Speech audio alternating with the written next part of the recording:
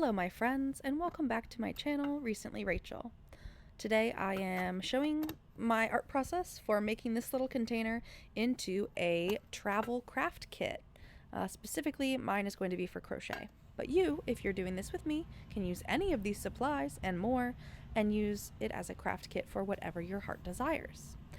First thing I'm doing is cutting out felt with finger scissors.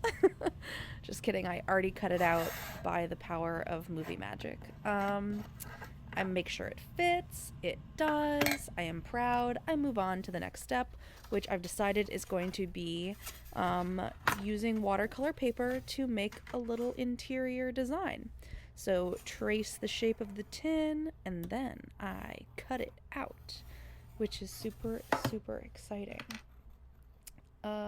These scissors my brother and I had since elementary school, so they are probably, maybe 20 years old at this point. Anywho, I make sure the felt and the watercolor paper both fit, and then I move on to illustration. Dun dun dun. I am not a great drawing painting artist. I like to give it a whirl now and again. So here's me using watercolor and an ink pen, but I'm just sort of feeling it out. I haven't touched my watercolor in a while, so I actually went through a few different tries on a few different little tiny pieces of paper to kind of see what I wanted to do. I usually default to flowers that are this shape when I'm doing things. So yeah, I decided that I wanted to turn this little tin container into a craft kit because I was already using it like one, but it was just a little ugly and I was not that excited about opening it every time I did. So I decided I would spruce it up. And when I thought that I would do that, I thought, oh, I could film this and I could show you all that I'm making it cute and that you can too. This specific container I bought in a set of containers from the evil, scary website that is named after a jungle. I would not recommend purchasing things from Jeffrey Bezos, personally.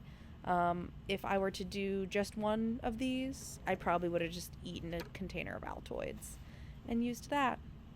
But I thought that I was going to make these little tins into Christmas presents, and then I never did. So now I'm using one to make a craft kit. So I did the flowers on the right just now, and then I decided I didn't like them.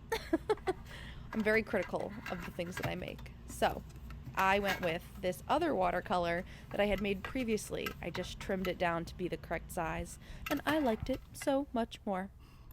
So now I'm gluing. This is the first time I've used this little Elmer's glue device.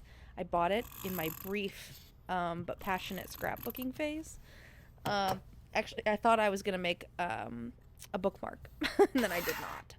So I am sticking this in there. I just blew the dust out of the container. So if you're eating Altoids, you may actually want to rinse it with water instead of blowing on it. You don't want mint dust in your eyes. I'm pressing it down. I'm doing such a good job. My thumbs are so strong. Ooh, see, it doesn't come out.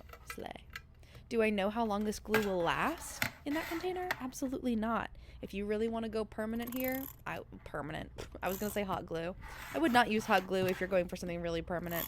But that might be a slightly better choice. I don't know how long this specific glue will last. You could use tape as well. You can do whatever you want. Everything that I'm doing is merely a suggestion. Anyway, this is a really long sequence of me using this tape. This is my first time using it, so don't say anything bad about me. Okay, so now I'm putting the felt down. Ooh, and I'm smoothing it out. Yeah! No bubbles, no creases. Oh, baby, that looks good. Okay, so, ooh, she did it. She's got the two things inside. This is actually all I did, basically, in the entire course of this video, is glue those two things in. But, drumroll please, here's the big exciting part.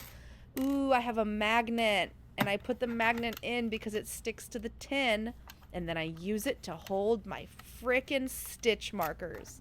Yes, I do. I'm really proud of this. This is actually the whole reason I wanted to make this cuter, is because then I just had a magnet and stitch markers in there originally, and I wanted it to be nicer than that. So here's me putting all my little things in there and shaking it up. And look, the stitch markers stay in place. Anyway, that's all I did. Oh, and you can put a needle in the bottom if you use felt, which freaking rocks.